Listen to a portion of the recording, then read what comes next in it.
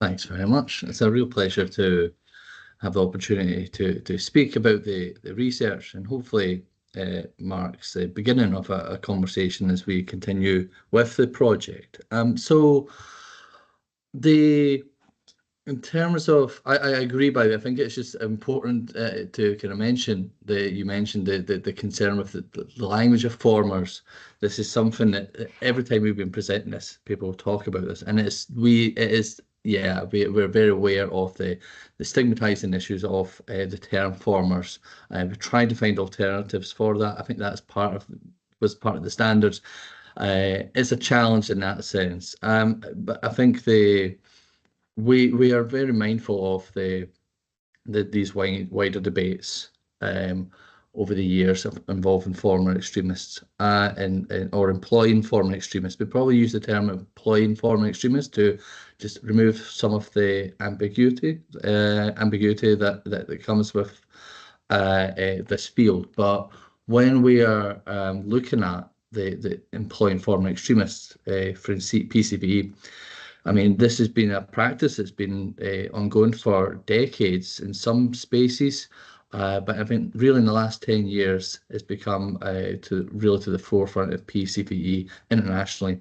And even when you think it's a topic and a debate that's matured and run its course, you see another part of the world, former extremists becoming involved in PCVE, and organisations and funders also advocating for this, so for their involvement. Formers have been involved in all ranges of aspects of PCVE, from public talks to young people, for example, trying to discourage involvement in extremism, to outreach through online platforms as part of a PCV intervention, to peer mentoring, and in other areas in research. So former extremists have really become involved in a wide range of PCV, and that's not been uncontroversial, as was noted earlier on. It is there is a wide, I don't want to say schism, but there is a big conflict in the field in terms of perspectives. I have been advocating for the involvement of formers alongside others, people who work in the space, because I think that traditionally there has been this feeling that they are more credible voices, especially more state actors, so to speak, but they have some form of credibility as a result of their lived experience, and they can have a good impact, however we want to define that. But also they're very motivated to become involved in this space. So I think the field has been very supportive of the involvement formers, but equally, I think you can find for everyone who has been supportive, you find someone else who's been quite concerned. And now the concerns typically evolve around the lack of evidence, or perceived lack of evidence of credibility, of impact. I mean, my opinion is that can be applied to many people who work in PCV, but I think that's been particularly pointed at formers. But one of the issues, and where the debate has become more nuanced, is this recognition that there can be harms, there can be risks for involving formers, harms for the former themselves in terms of potential exploitation, a bit of a relapse, so to speak, that can come from some of the work, risks for the organisations, and reputational damage. So that debate has morphed into a more nuanced perspective that recognises that not all formers are going to be have a good role, impact in the field, or really should be suited for the involvement in PCBE. It's become far more nuanced in how we look at that. But I think from the research and project that we came, the view we came into it was that there is a common ground that that overcomes that debate, that disagreement. Whether you think formers should be involved or not is in many ways immaterial, because for everyone who opposes involvement in formers, formers are involved and are going to be involved whether or not what you think about that in essence. And I think that's because it is so deeply divisive. I think that it runs deep. It's bipartisan. You do find, as I said, funders who are willing to support us, and farmers will become involved themselves. There's low barrier thresholds for involvement in PCVE. So I don't think that we can really overcome that debate of whether farmers should or shouldn't be involved in.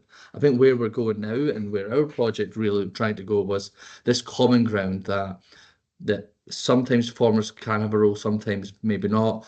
There needs to be standards for involving farmers in PCVE. I mean, the benefits involved are far more nuanced than the critics give, but and also these risks that have been identified, they can also be managed through standards. Now, this is not something that we came up with. This is something that came out organically from the field, from experts and practitioners identifying the need for standards, the potential benefit for standards. This is something that applies to PCV more generally. Now, PCVE field is quite weak because it's primarily based in civil society. There is little overarching frameworks to provide some form of standards, to provide oversight, and to provide ways of sharing practices. So this is a space that specifically needs standards, in my view, and there's significant benefits from it. The use and identification of standards, as I said, it reduces the potential harms and unintended consequences of involving farmers, but also more generally in PCV, because there are harms that they can and unintended consequences in this line of work, and standards can reduce that. So we talk about farmers. I wouldn't want to just say this is just a farmers issue. This is something wider, right? But it can reduce these potential unintended consequences by having a floor of practices. That's where we got to with it. I think also reflecting the field that's a lot of civil society actors. The benefit of standards is that it reduces the race to the bottom that we can find. Some organisations cutting practices that they know that would be useful, but fearing that funders won't support it. Standards can provide that level playing field. So there's a lot of benefit from viewing this issue here in the context of standards that can overcome some of these concerns that we have to provide confidence for farmers, for organisations, and for clients, and for the field as a sector, confidence to go ahead in knowing that the minimum best practices, internationally recognised, are followed. So that's our logic and thinking when we approach this project to move beyond these concerns. Now, that sounds nice, doesn't it? The challenge then was, how do we identify standards? Because these weren't necessarily agreed. So that was the first part of the project. We'll be talking mostly about that process. How did we identify standards? And the next part that we'll be talking about today, but is more forward-facing, is how do we support organisations to implement these standards? So Katerina and I set out it was early, I've lost track of time now, Katerina. Last year, sometime, we set out on this mission, so to speak, of how do we identify standards. We know that organisations are needing this. We know this can overcome this huge problem that we have in the field. How do we identify that? And we set out to develop an international collaboration. As I said, this came from the field. It had to be done with the field. And we wanted to involve as many people as possible in this deliberation process to identify what the standards are as the first part, but also build a consensus on what they should be, keeping in mind that standards is essentially establishing a norm of what should be done. And so that recognition is a key part of that. To get that recognition, we needed that co-production. So we wanted to involve as many people as possible. We had overall in the first part of the project, we had 72 people feeding into the Delphi study, which will discuss the mechanism that we use to build standards. We had 72 practitioners and academics. Most of those were practitioners. We did include formers. Obviously, that was important. We didn't want people to have to identify as formers. We thought that was not ethical. But there were definitely people who are formers, were formers, however they want to be defined, feeding into that process. But the criteria we wanted was that they've got experience in this space. But that was done through, you know, the Delphi study, the survey, but also interviews with key stakeholders, several meetings. We had international conferences, and here on the left here, nicely plugged, our book, Former Extremists, which pulls together academic perspectives, different practitioners. It really pulls together this issue. Now, this book's open access, so while I'm plugging it, it's for no gain myself. That book is available for you to read. So we took all of this body of knowledge to identify what were the best practices, and we wanted to vote on get people to vote essentially on those best practices to help us identify it. As I said, we use the Delphi method, and Katerina will talk a bit more about it. We use the Delphi method as a way to build consensus, identify standards, but also building consensus on what those should be. So going beyond just scoring them, but a process of dialogue, so to speak, embedded within the survey and a final workshop. So, and as I said, in the research phase, we identified something ridiculous like 121 best practices that could be standards. That looking back on that looks like a lot now. I realise that's a lot. We, through our voting process, we then reduced that to 90 standards, 72 standards. And in the final workshop in New York, we identified 47 standards, which are globally applicable. I mean, there's caveats there, we can discuss that, but identified and voted on as universal in most contexts as standards. And this is what we're going to be talking about today. We'll talk a little bit about the process that we got there. I'll give an overview of what the standards look like. Then Katerina will talk about the implementation process. So the idea here is with these standards, they are something that organizations can adopt, implement with us if they wish, to build that confidence in this space, and hopefully it's something that can be built upon for development of standards at PCVE more generally. And Katerina, you will talk more about the process, I believe. All right, everybody. Hi, I'm Katerina. I'm a PhD student with Dr. John Horgan at Georgia State University, almost done, and also, as was mentioned, I have worked with former nonviolent extremists, and I created peer support curriculum and training through Georgia State and Parents for Peace around how to train those with lived experience in helping others disengage from violent extremist groups and also help with the reintegration process. So I've already been very focused on how to professionalize this field.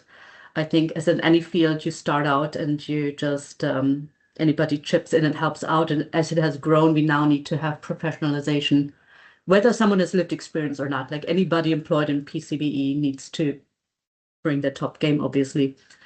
So in terms of the study, here is pretty much what we just had laid out. Is you just see the flow from item creation through the Delphi rounds. And Delphi just means we sent out the statement and people were able to rate it on not important to very important and send that back to us and provide feedback. And so these multiple rounds through the Delphi study and then the in-person workshop really allowed us to not only have people rated, but to provide feedback and then rate them again and slowly but surely narrow them down.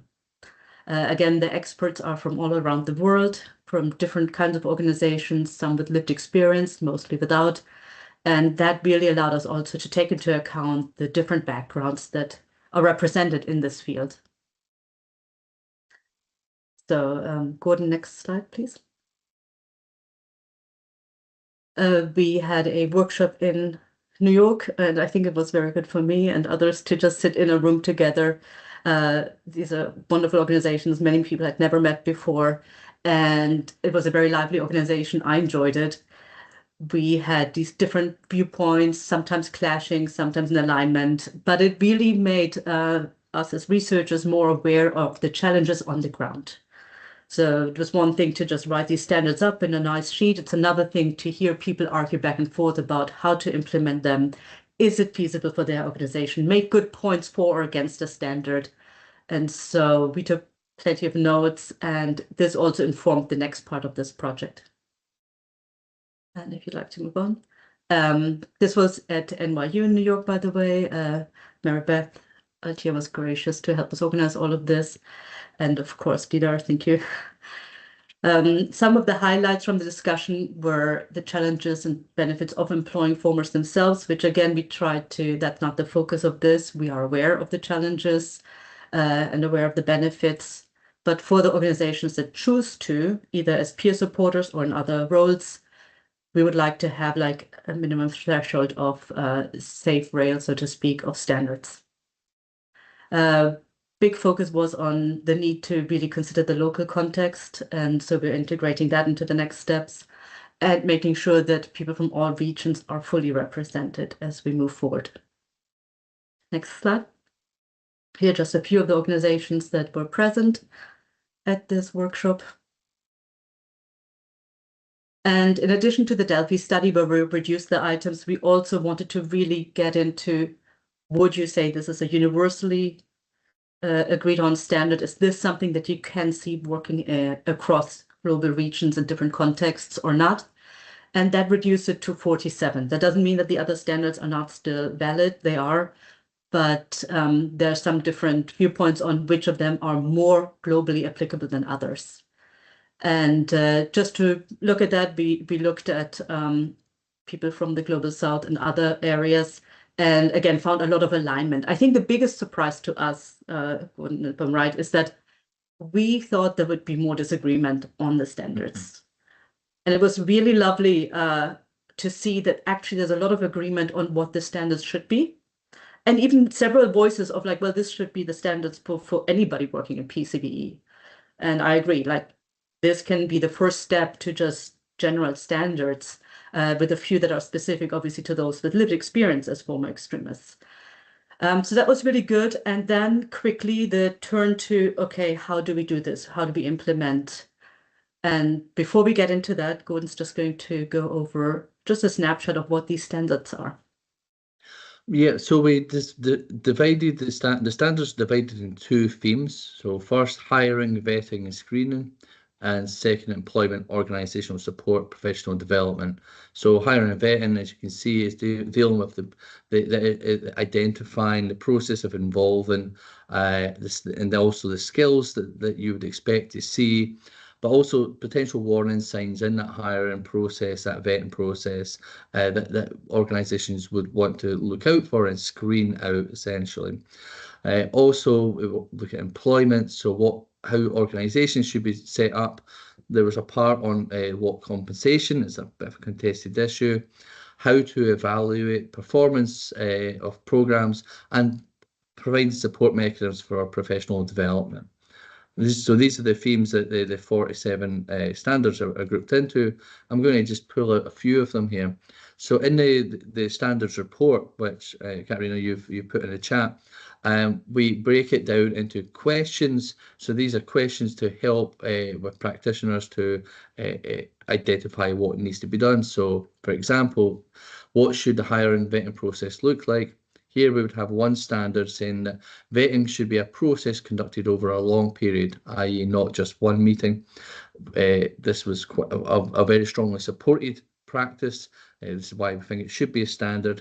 We have seen cases where organisations do just have the vetting process as a one-off meeting. Even then, it could be quite short, and that does present several risks. So this is why this is put as a standard, and hopefully all organisations would see the process of involving of vetting and identifying and the former extremists who want to become involved. In the next example here, we're talking about necessary personal development skills to be identified in this process. What you would want to see is that formers should demonstrate critical reflection of their own role and function within the movement they were part of. And this is a good example of the types of things to be looking out for. Typically, we're focused on ideology as a thing to be looking out for. I think there are more markers that they need to be identified to really ensure effectiveness of when involving formers. Here, in terms of employment and organisational support, for example, organisations being set up.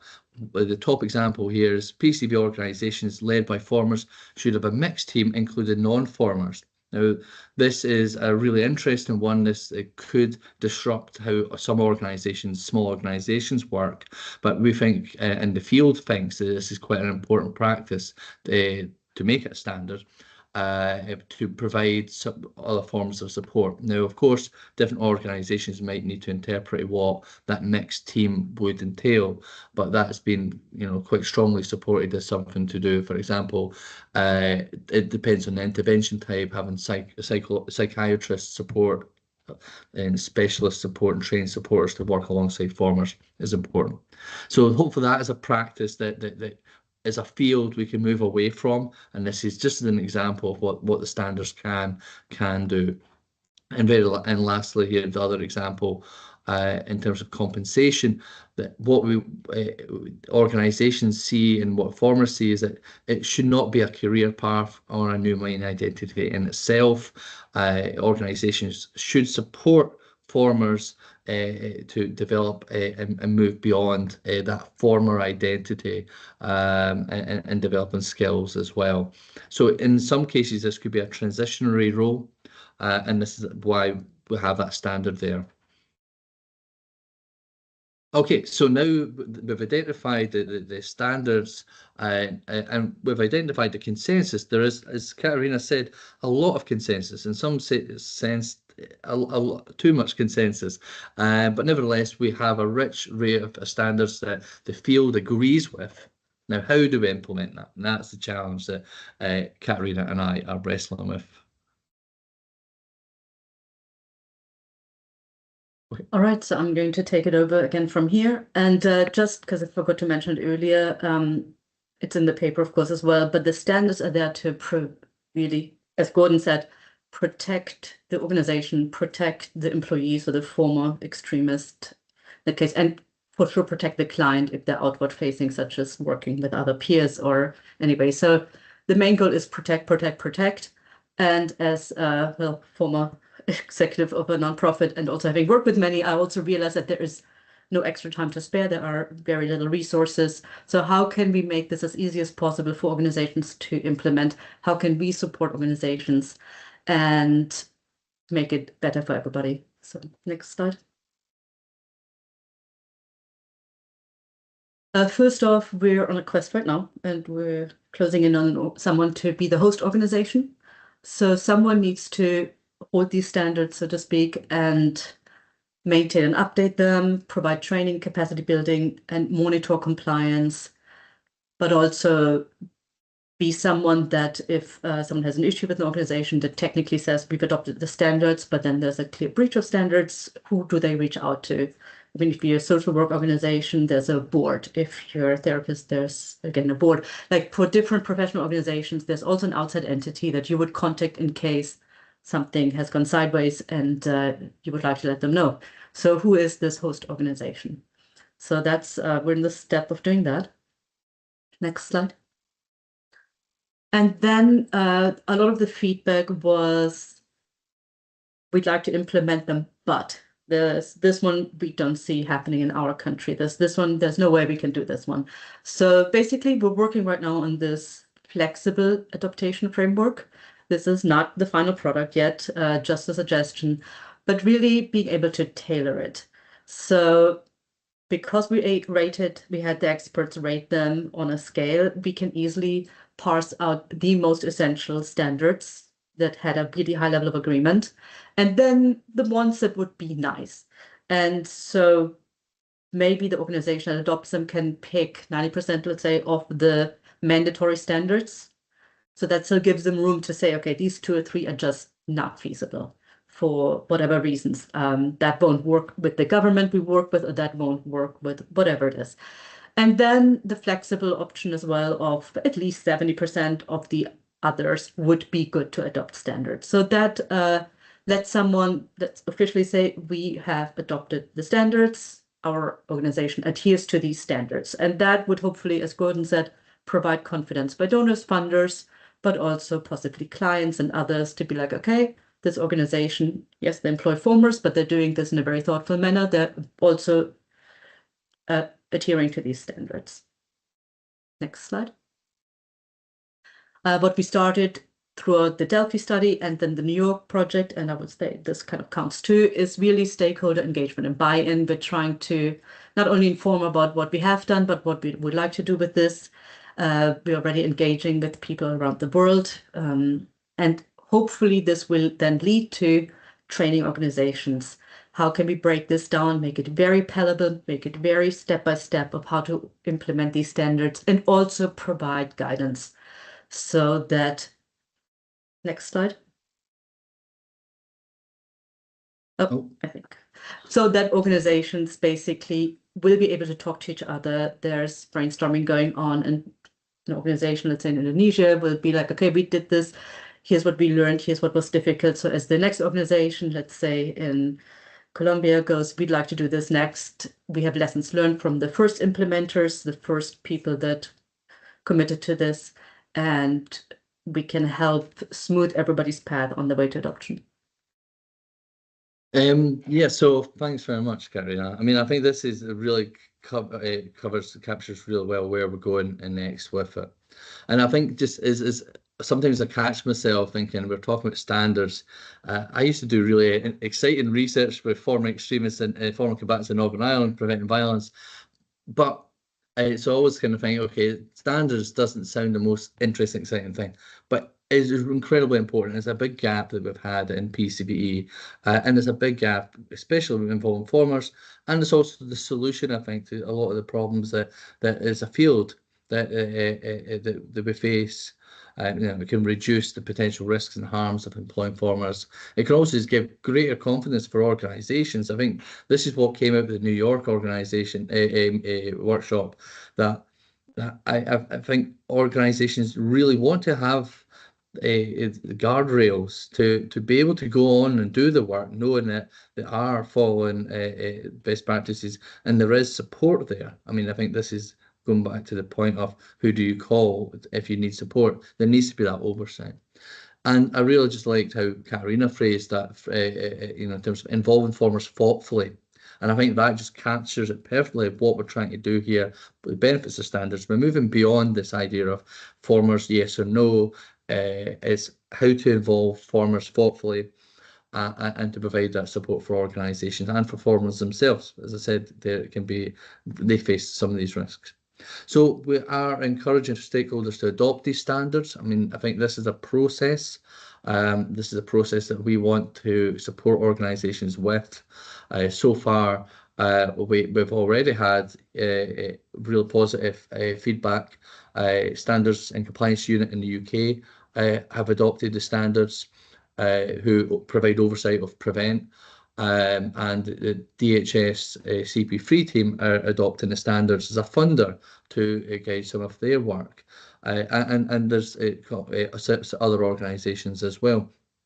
So already, even though we've not fully started the project in terms of implementation, we're getting a lot of success there. And I think that's because of that consensus building process and that we're willing to work and support organisations to do that, to implement it. So thank you very much for your time. I really appreciate it. As I said, standards I know can be a dry subject. Hopefully we made it the case for it clear, but very happy to take any questions, whether it's on the more specifics of involving formers, the process, or the next steps of how to. Very happy to take questions. So thank you so much for the opportunity.